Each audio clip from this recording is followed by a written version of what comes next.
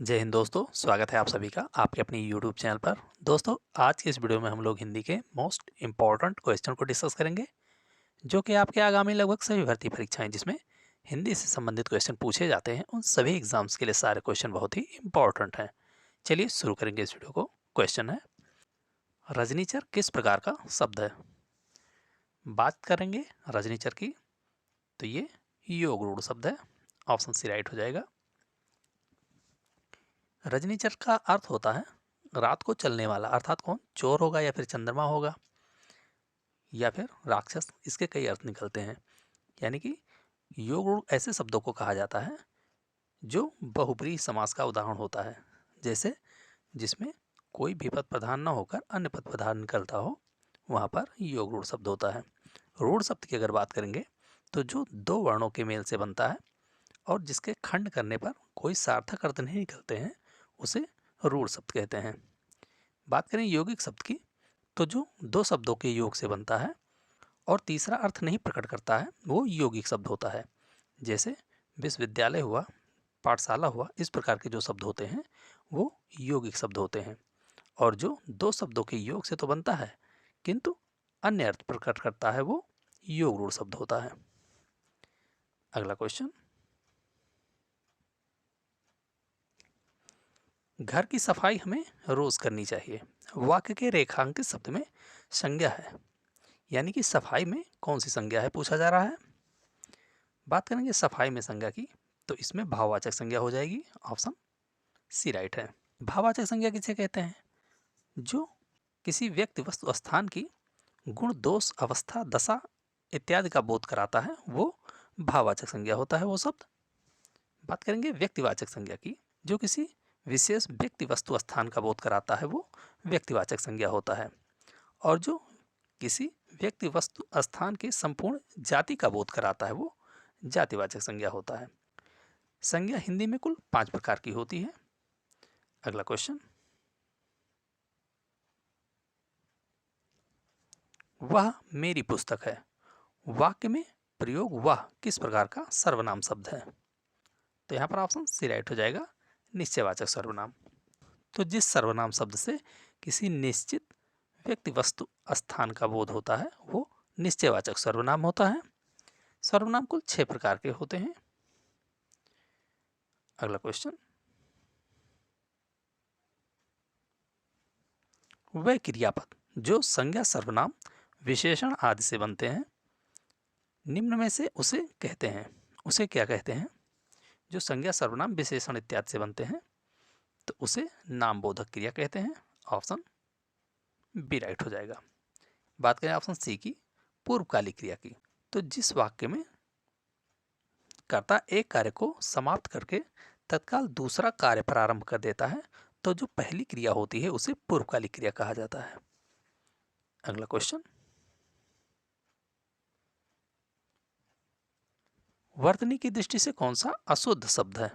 बात करेंगे वर्तनी की दृष्टि से अशुद्ध शब्द की, तो ऑप्शन बी राइट हो जाएगा, गरुण। गरुण इसकी वर्तनी शुद्ध नहीं है, जबकि अहल्या, तन्मय और सृजन, इन तीनों की वर्तनी शुद्ध है।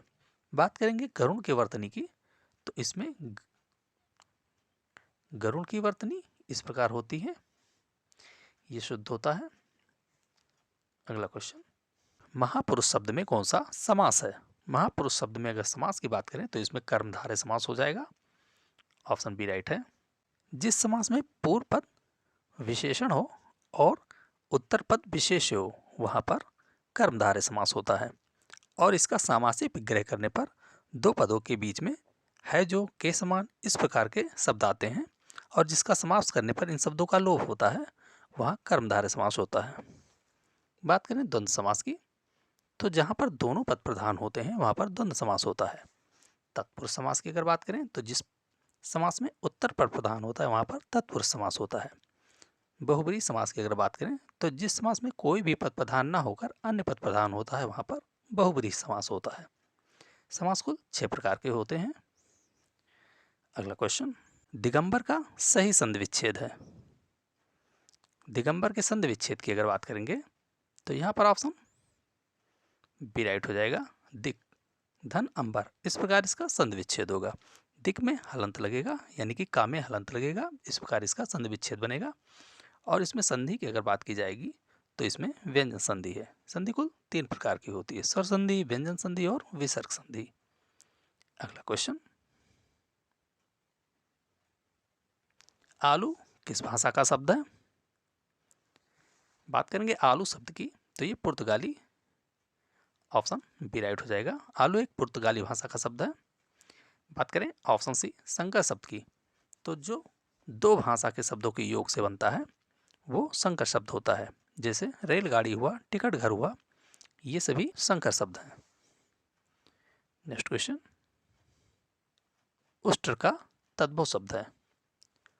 उष्ट्र का तद्भव ऊंट होता है, ऑप्शन बी राइट हो जाएगा। नेक्स्ट क्वेश्चन, क्या भूलूं क्या याद करूं निम्न में से किसकी रचना है?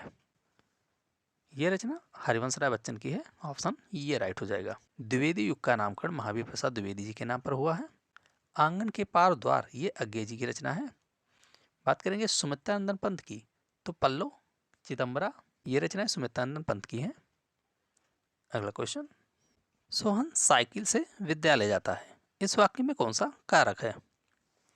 सोहन साइकिल से विद्यालय जाता है, इस वाक्य में अगर कारक की बात करेंगे यहाँ पर ऑप्शन डी राइट हो जाएगा। सोहन साइकिल से विद्यालय जाता है, यहाँ पर से कारक का चिन्ह साधन के रूप में प्रयोग किया जा रहा है, और जहाँ पर से कारक का चिन्ह साधन के रूप में प्रयोग किया जाता है वहाँ पर कर्ण कारक होता है। से के द्वारा ये कारक चिन्ह कर्ण कारक के चिन्ह है। जहाँ पर से का प्रयोग अलगाव को दिखाने के लिए किया जाता है वहाँ पर अपादान कारक होता है। कर्म कारक की चिन्ह की अगर बात करें तो कर्म कारक का चिन्ह को होता है। अगला क्वेश्चन, सूरज निकला और पक्षी बोलने लगे, वाक्य में समुच्चय बोधक अव्यय शब्द है। इस वाक्य में समुच्चय बोधक अव्यय की अगर बात करेंगे तो ऑप्शन सी राइट हो जाएगा। और ये और है, ये समुच्चय बोधक अव्यय है। अव्यय शब्द किसे कहते हैं? जो लिंग वचन कारक आदि के कारण परिवर्तित नहीं होते हैं, ऐसे शब्दों को अव्यय कहा जाता है। तो दोस्तों ये वीडियो कैसा लगा इसे कमेंट बॉक्स में जरूर बताएं। अगर वीडियो पसंद आया हो तो वीडियो को लाइक करें, शेयर करें और चैनल को जरूर सब्सक्राइब करें। धन्यवाद।